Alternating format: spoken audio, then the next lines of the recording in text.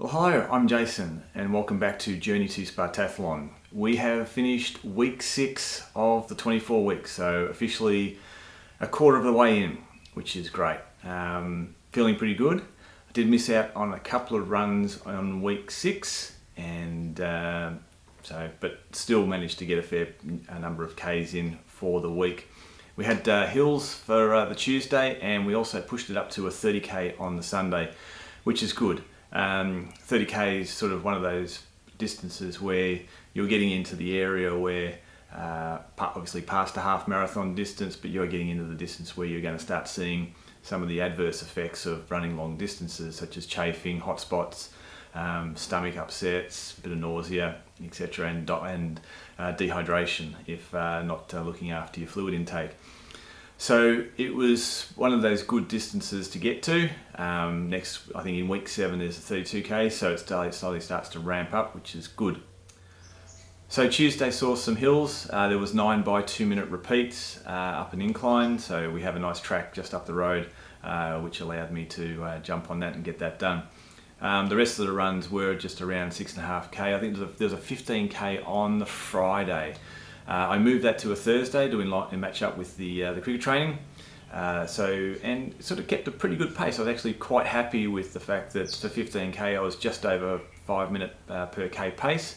So one of the things that I wanted to start testing was the intake of nutrition and hydration. So getting up into the 30k runs now is a good opportunity, because as I say, you hit that level as to where things will start to adversely affect your body, and one of those is if you're not eating the right foods or not eating the right or not taking the right hydration, it can come back and haunt you.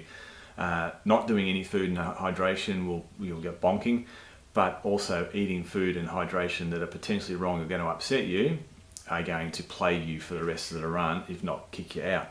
So I've been looking and testing components, and a couple of things that I tested this week were some foods that sort of don't normally actually do, the baby foods. So I've grabbed a couple of those and brought those along on the 30k with me.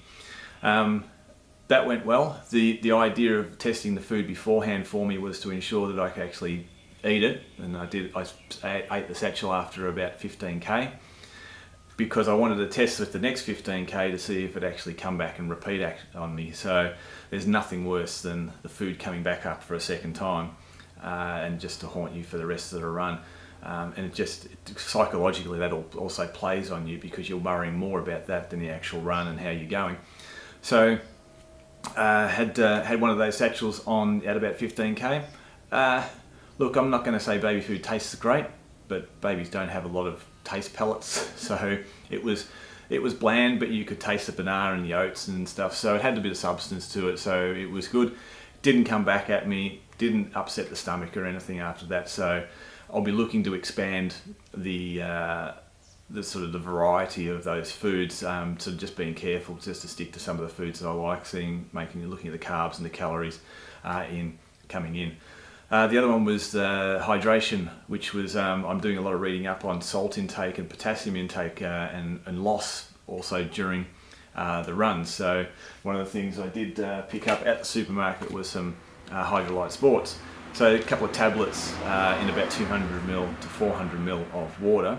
So I took those before the 15k, and again one of the tests was if it comes back at me, I can't do it. I've got to look for the ones that actually stay down and do their job. So these ones went pretty well. There's a couple of brands that I'm going to be looking at over the next say 6 to 12 weeks as we lead up to it.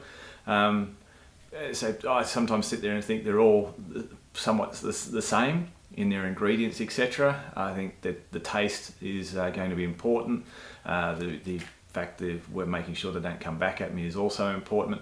But I don't have a loyalty to any one of them. I'm new to these ones, so it's really going to work out what's best over these next 12 weeks as to what's going to work on race day. So yeah, a lot of research will come up on that one, so I'll let you know how that's all going as we progress through the training program. So wildlife was out this Sunday. We did a 30k run, which was good. It was quite warm as well, so 6 blue tongues. Not all of them wanted to be photographed. Three of them, I think, just ran as soon as they saw me. But I got a couple of on video there. So a couple of small ones, no big ones, which is good. And most importantly, no snakes. Very happy with that.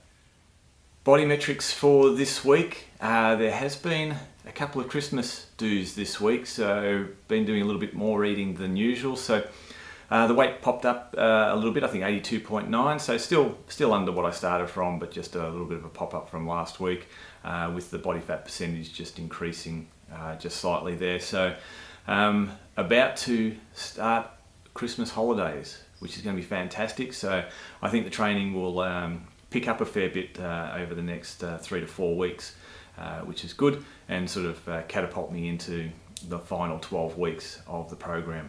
So my body metrics going well, body's feeling good, no injuries, no sore points or anything like that. I think with some of the pace stuff, I do notice a day or two afterwards a little bit sore in the quads and the buttocks, which is good. It knows that I'm pushing myself, but I do come out of those runs thinking I do need to push myself just a little bit more. But it's a double-edged sword, just making sure that I'm going to get through the full 24 weeks injury-free and as best fitness and endurance levels as I can. So all going well so far, which is good. So about to embark on week 7. Week 7 has just got some normal runs. We do go up to 32k on Sunday, which is great. Tuesday does have some 10 400 meter pace speed sessions, which will be something different, which is good. I'm looking forward to that. Hopefully it's not hot. The weather is getting, it's getting summer here, so weather is peaking up, which is good. But running in it, yeah, the sun's got a pretty bite in it. So looking forward to that. The rest of it's just doing 6 half Ks. I think there's it's a 16k on the Friday. So plenty of the Ks are getting up there for each week, which is expected. I think there's a rest week in about week 10 where we dip back down to about a 65k overall, and then we start progressing again and increasing the Friday, Saturday, and Sunday runs. So one of the other things I've been doing while running, especially the longer runs, is listening to podcasts. So again, doing a lot of research on the hydration and nutrition, also listening to podcasts around Spartathlon. So very interesting, good to listen to people that have done the Spartathlon and the really good things that they've got to say about it. Also, as mentioned before, I think I'm conscious that these guys are runners, whereas I'm not too sure I consider myself a runner just yet, or not too sure I ever will be, depending on how we go. I think if I actually got into the Spartathlon and completed it, I could probably happily say I'm a runner. So good to listen to them. There's some of their stories, etc. They do have good funny stories about some of the competitors as they go through the race itself. Most of them involve a fair bit of pain on the competitors' behalf, but I think as someone who's understands what they're going through, you can sort of look back and laugh on it, but at the time, probably not that funny. But still, their stories, their experiences that you look back on and cherish, if you like, because they are your war stories. So continuing on, I'll be looking for more podcasts to listen to, getting more tips on ultra running, anything more about Spartathlon, reading up on that as to what to expect. But also doing research on 24-hour races at the circular tracks, just to see what bits of info I can glean from those, etc. So it's sort of doing the 400 meters on the track on a Tuesday will probably give me an insight as to a little bit, probably nowhere near as much as running it for 24 hours, as to what type of things to expect in just going around and around. I can't think it's going to be that exciting, so I've got to look at what type of entertainment or distractions I can provide myself during that 24-hour period. So it'll be interesting. So that's it for week 6. Week 7, here we come, heading into the second quarter. Make sure you look at the About section to see this week's workout song. Make sure you play it loud as always. See you next week. Bye.